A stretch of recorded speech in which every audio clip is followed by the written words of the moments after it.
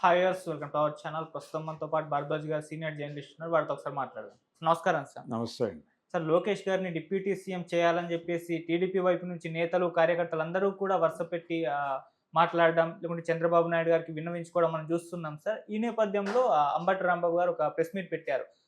లోకేష్ గారిని deputy CM చేయడానికి అమిత్ షా గారు ఒప్పుకోలేదు, మాకు ఇన్ఫర్మేషన్ ఉంది అని చెప్పేసి ఆయన తన వర్షన్ అయితే చెప్పారు. అంటే ఇది పొలిటికల్‌గా ఆయన చెప్పారా? లేకుంటే నిజంగా బీజేపీ వైపు నుంచి ఏ రకంగా అభిప్రాయాలు ఉన్నాయి సార్ డిప్యూటీ సీఎంగా నారా లోకేష్ గారి విషయంలో? ఇప్పుడు ఒక్కడే డిప్యూటీ సీఎం ఉండాలి అనే విధానం ఏం లేదు.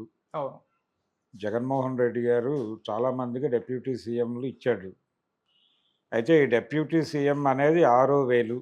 ఈ డిప్యూటీ సీఎం అనేది ఏదో ఒక ప్రత్యేకమైనటువంటి పదవిగా కనిపిస్తుంది కానీ దానికి ఉండేటువంటి అధికారాలు ఏమీ ఉండవు ప్రత్యేకంగా. ఓకే. కాబట్టి ఎందుకు అడుగుతున్నారు అనేది చూడాలి. అంటే అంబటి రాంబాబు ఇన్ఫర్మేషన్ ఉంది అని చెప్పడానికి ఇది ఎలా ఉంటుందంటే, వైఎస్ఆర్సీపీ పాలన నడుస్తున్న రోజుల్లో ఇక్కడి నుంచి ఈ వీళ్ళు వాలంటీర్ల ద్వారా కొన్ని వేల మంది అమ్మాయిలు ఇక్కడి నుంచి తరలి వెళ్ళిపోయారు. నాకు కేంద్ర ఇంటెలిజెన్స్ నిఘా విభాగాల నుంచి సమాచారం ఉంది అని ఆ రోజుల్లో పవన్ కళ్యాణ్ గారు ప్రకటించినప్పుడు, ఆ సమాచారం డిస్క్లోజ్ చేయండి, ఎలా వచ్చింది మీకు సమాచారం అని చెప్పి చాలామంది అడిగారు ఆయన. ఇది కూడా దాదాపు అలాంటిదే. అంటే మాకు కేంద్రం నుంచి సమాచారం ఉంది అని ఏదైనా చెప్పచ్చు. అమిత్ షా గారు బీజేపీకి ఏదైనా ఇబ్బంది ఉంటే ఇక్కడే మాట్లాడతారు. ఆ ఇబ్బంది ఉన్న పరిస్థితి ఏం కనబట్టలేదు. వాళ్ళు రాష్ట్ర వ్యవహారాల్లో పూర్తి స్థాయిలో సైలెన్స్ మెయింటైన్ చేస్తున్నారు. అంటే చాలా క్లియర్గా పురంధేశ్వరి గారు కూటమి ప్రభుత్వం అధికారంలోకి వచ్చిన తర్వాత ప్రత్యేకంగా మీడియా ముందుకు వచ్చి మాట్లాడిన సందర్భాలు లేవు. ఏ గందరగోళం జరిగినప్పటికీ ఆవిడ పెద్దగా స్పందించటం లేదు. పాజిటివ్ ఆర్ నెగిటివ్, కనీసం అభినందనలు తెలియజేసే కార్యక్రమాలు కూడా ఏం చేయట్లేదు. ప్రభుత్వం ఈ నిర్ణయం తీసుకుని చాలా అద్భుతంగా ఉందని కూడా ఎక్కడ అంటలేదు. మూగబోయినటువంటి వీణలాగా ఉంది భారతీయ జనతా పార్టీ ఆంధ్రప్రదేశ్ శాఖ. అది ఒక వ్యూహం. ఆ వ్యూహంలో భాగంగా వాళ్ళు అలా వ్యవహరిస్తున్నారు. అడపాదడపా ఎవరైనా బయట మీడియా అడిగిన సందర్భంలో ఏదో మాట్లాడుతున్నారు తప్ప విడిగా వాళ్ళు ప్రభుత్వ కార్యక్రమాల్లో కానీ కార్యకలాపాల్లో కానీ యాక్టివ్ రోల్ తీసుకోవాలి అని అనుకోవడం లేదు. ఒక రకమైన వ్యూహాత్మక మౌనంలో ఉన్నారు వాళ్ళు. కాబట్టి అంబటి రాంబాబు గారు ఏదో చెప్పాడు అంతే, అంతకు మించి అందులో వాస్తవం ఉందని నేను అనుకోవడం లేదు.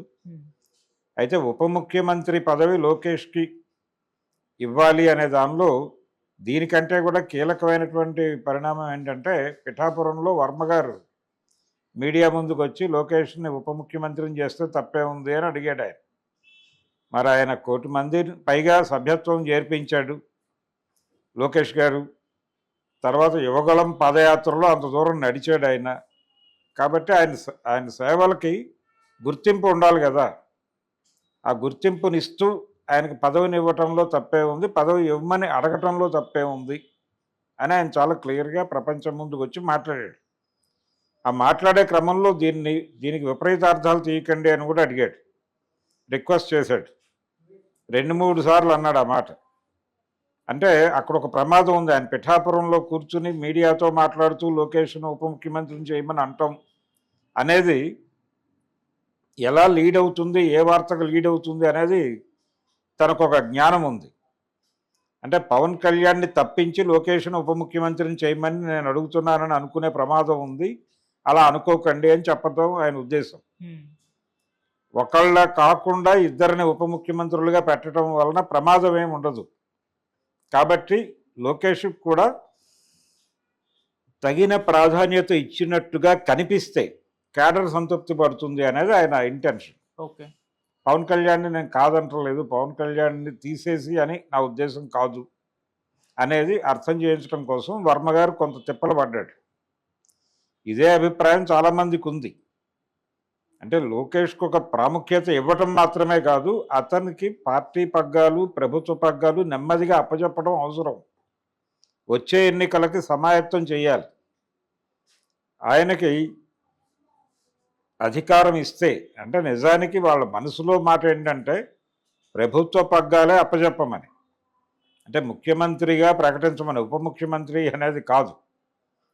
తెలుగుదేశం శ్రేయోభిలాషుల మనసులో మాట లోకేష్ను ముఖ్యమంత్రిని చేసి చంద్రబాబు నాయుడు గారి అడ్వైజర్గా ఉంటే బాగుంటుంది. అంటే రూలింగ్లో ఉన్నప్పుడే తన్ని తాను కరెక్ట్ చేసుకోవడానికి అవకాశాలు దొరుకుతాయి. అందుకని ఇప్పుడే చేసేయచ్చు కదా అనేది. చంద్రబాబు నాయుడు గారు ఇప్పుడే చేస్తే కూటమిలో ఉన్నటువంటి భాగస్వామ్య పక్షాల అభిప్రాయాలు ఎలా ఉన్నాయో తెలియదు. అందుకని వాళ్ళ నుంచి ఒక అవుట్కమ్ కోసం వెయిట్ చేస్తున్నాడు ఆయన కూడా. వస్తే పాజిటివ్గా ఉంటే ఒక అడుగు ముందుకేయడానికి ఆయనకేం పెద్ద ఇబ్బంది లేదు. రెండోది ఆయన ఉద్దేశం ఏంటంటే వచ్చే ఎన్నికల వరకు ఈ గేమ్ని సస్టైన్ చేయగలిగితే మీ అందరి భరోసాతో మీరందరూ చెప్తున్నారు కాబట్టి నేను అతనికి పార్టీ పగ్గాలు ఎన్నికల్లో గెలిస్తే ప్రభుత్వ పగ్గాలు అప్పజెప్పడానికి ఒక బహిరంగ ప్రకటన చేస్తాను, మీరందరూ అండగా నిలబడి మీరు చెప్పిన ప్రకారం గెలిపించుకోండి అని బాధ్యత అందరికీ అప్పజెప్పడం కోసం ఈ నినాదం ఎంతవరకు స్ప్రెడ్ అవుతుందో చూద్దామనే ఉద్దేశంతో ఆయన వెయిట్ చేస్తున్నాడు తప్ప ఆయన మనసులో కూడా ఇదే అభిప్రాయం ఉంది. ఆయన తను సీఎంని చేయాలి అనేదే ఉద్దేశం. అందుకని ఇదేదో చంద్రబాబు నాయుడు గారు మా మాట వింటలేదు అని గగ్గోలు పెడుతున్నారు. వాళ్ళకి తెలుసు చంద్రబాబు నాయుడు గారి వ్యూహాత్మక మౌనం. ఈ వ్యూహంలో మీ వ్యూహాత్మక మౌనం మేము అర్థం చేసుకున్నాం, మేము ఇంకొంచెం అగ్రెసివ్గా ఇదే డిమాండ్ చేస్తూ ఉంటాం, అవసరమైతే మిమ్మల్ని 2-3 మాటలు అంటాం కూడా, దానికి కూడా మీరు మార్జిన్ ఇవ్వాలి మాకు అన్న పద్ధతిలో వీళ్ళ వ్యవహారం నడుస్తోంది.